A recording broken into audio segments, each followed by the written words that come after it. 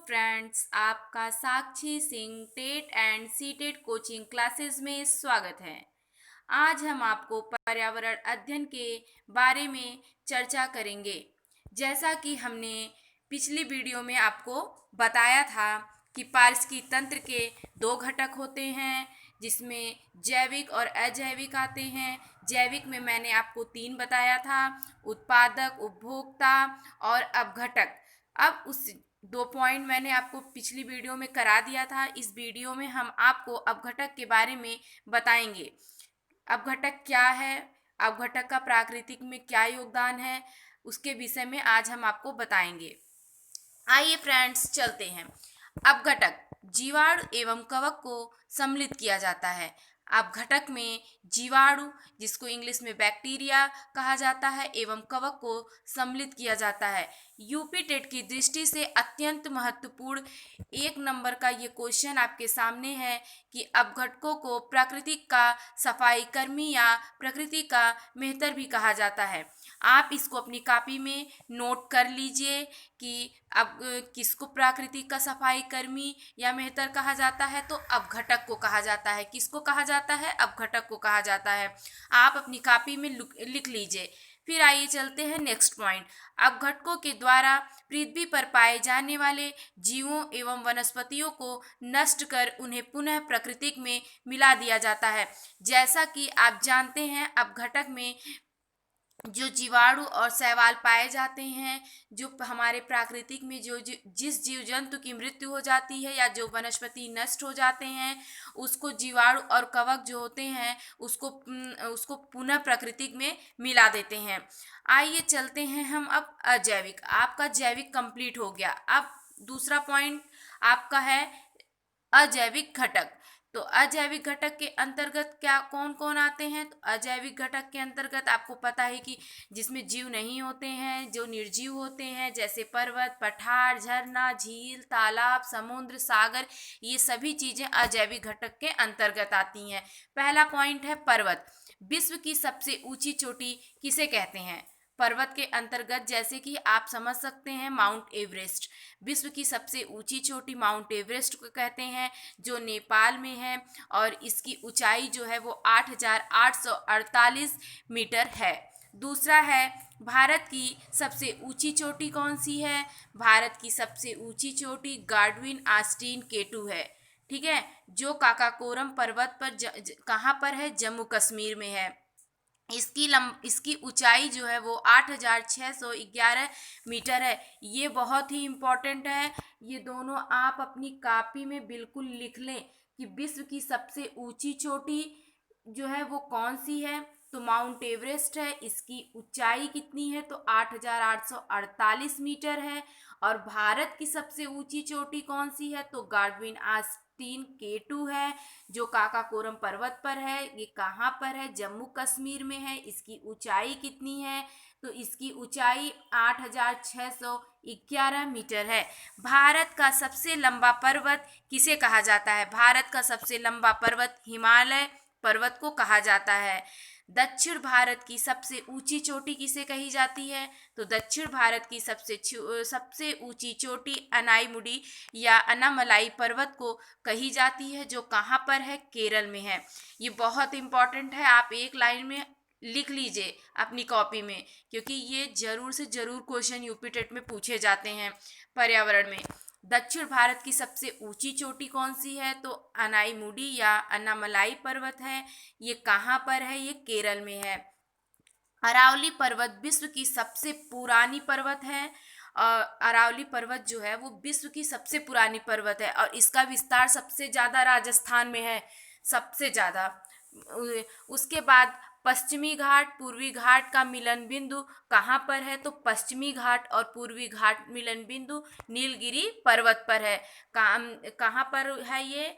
केरल, कर्नाटक और तमिलनाडु। शॉर्टकट में केकेटी, शॉर्टकट में आप इसको के और टी, केरल, कर्नाटक और तमिलनाडु, एकदम ध्यान से सुन लीजिए कि पश्चिम घाट और पूर्वी घाट का मिलन बिंदु नीलगिरी पर्वत पर है। और नीलगिरी पर्वत कहाँ पर है? केरल, कर्नाटक और तमिलनाडु में इसका विस्तार है। आइए चलते हैं नेक्स्ट। आइए अब आपका है पठार। तो भारत का सबसे बड़ा पठार किसे कहा जाता है?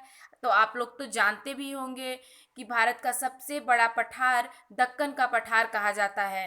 भारत का सबसे ऊंचा पठार क्या है?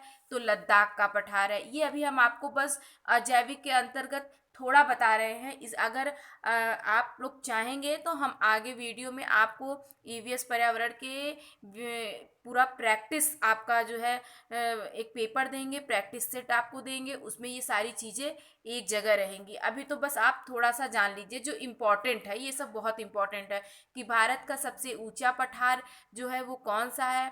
तो लद्दाख का पठार है। और भारत का सबसे बड़ा पठार कौन सा है? तो दक्कन का पठार है।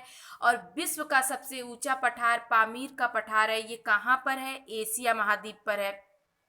और हम लोग कहाँ रहते हैं? हम लोग खुद एशिया महाद्वीप में रहते हैं। तो विश्व का सबसे ऊंचा पठार पामीर का पठार, भारत का सबसे ऊंचा पठार लद्दाख का पठार, और भारत का सबसे बड़ा पठार दक्कन का पठार।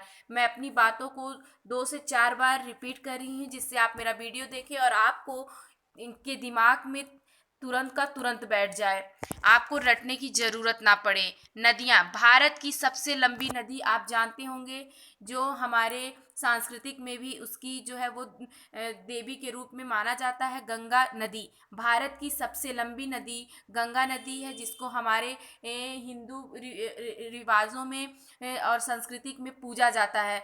भारत की सबसे लंबी नदी किसे कही जाती है? तो भारत की सबसे लंबी नदी गंगा नदी को कही जाती है। दक्षिण भारत की सबसे लंबी नदी किसको कहा जाता है? तो दक्षिण भारत की सबसे लंबी नदी गोदावरी को कहा जाता है। और गोदावरी को ही दक्षिण भारत की गंगा भी कहा जाता है। जैसा कि अगर हम आपको ये बोल दें कि दक्षिण भारत की गंगा किसे कहा जाता है, तो आप ऑप्शन में गोदावरी को टिक करेंगे। और दक्षिण भारत की सबसे लंबी नदी किसे कही जाती है? तो गोदावरी को कही जाती है। और भारत की सबसे लंबी नदी कौन सी है? तो गंगा नदी है। आइए हम चलते हैं कुछ मेलों के बारे में बताते हैं। जैसे कुंभ मेला, हमारे यहाँ कुंभ मेला जो है वो अर्ध कुंभ 6 साल में और महाकुंभ 12 साल में लगता है। तो इस कुंभ मेला 4 स्थानों पर लगता है। जो है पहला है गंगा इलाहाबाद में, दूसरा गंगा नदी पर हरिद्वार में, तीसरा क्षिप्रा नदी पर उज्जैन में, और चौथा गोदावरी नदी नासिक में। ये वेरी इम्पॉर्टेंट है, आप इसको भी अपनी कॉपी में लिख लें कि कुंभ मेला हमारे यहाँ 4 स्थानों पर लगता है। पहला है गंगा नदी इलाहाबाद में, दूसरा है गंगा नदी हरिद्वार में, तीसरा है क्षिप्रा नदी उज्जैन में, और चौथा है गोदावरी नदी नासिक में। आप इसको अपनी कॉपी में नोट डाउन कर लीजिए। मैं फिर से अपनी बात को रिपीट करती हूँ। गंगा नदी कहाँ पर है? तो गंगा नदी तो कानपुर में भी है, इलाहाबाद में है, उत्तर प्रदेश के कई जिलों में गंगा नदी बहती है। लेकिन अगर क्वेश्चन पूछता है कि कुंभ मेला किस नदी के किनारे और कहाँ पर लगता है, तो आप ऑप्शन होगा दे दिए जाएंगे। आप लगाएंगे गंगा नदी इलाहाबाद। इलाहाबाद का इस टाइम में नाम प्रयागराज हो गया है। इस टाइम में इलाहाबाद का नाम प्रयागराज हो गया है। इस टाइम में इलाहाबाद को प्रयागराज के नाम से जाना जाता है। तो कुंभ मेला गंगा नदी प्रयागराज, दूसरा गंगा नदी हरिद्वार, तीसरा क्षिप्रा नदी उज्जैन, चौथा गोदावरी नदी नासिक। एक चीज़ मैं आपको और बता देती हूँ, ये भी इम्पॉर्टेंट है कि दक्षिण भारत को वृद्ध गंगा या बूढ़ी गंगा किसे कही जाती है? दक्षिण भारत की वृद्ध गंगा या बूढ़ी गंगा किसको कही जाती है? तो गोदावरी को कही जाती है। और गोदावरी को ही दक्षिण भारत की गंगा के नाम से जाना जाता है। दक्षिण की गंगा किसे कहा जाता है? दक्षिण की गंगा गोदावरी को कहा जाता है। अभी यहाँ कावेरी लिखा है, ये गलत है, ये कावेरी नहीं होगा। यहाँ पर गंगा नदी क्या होगा? गोदावरी होगा।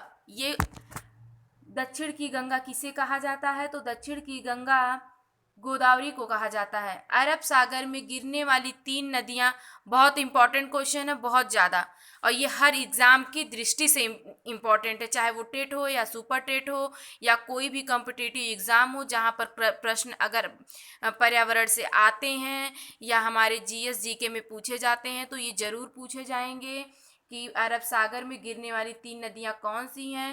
तो गंगा, ताप्ती और सिंधु। कौन है? गंगा, ताप्ती और सिंधु। आप अपने दिमाग में बैठा लीजिए, गंगा, ताप्ती और सिंधु।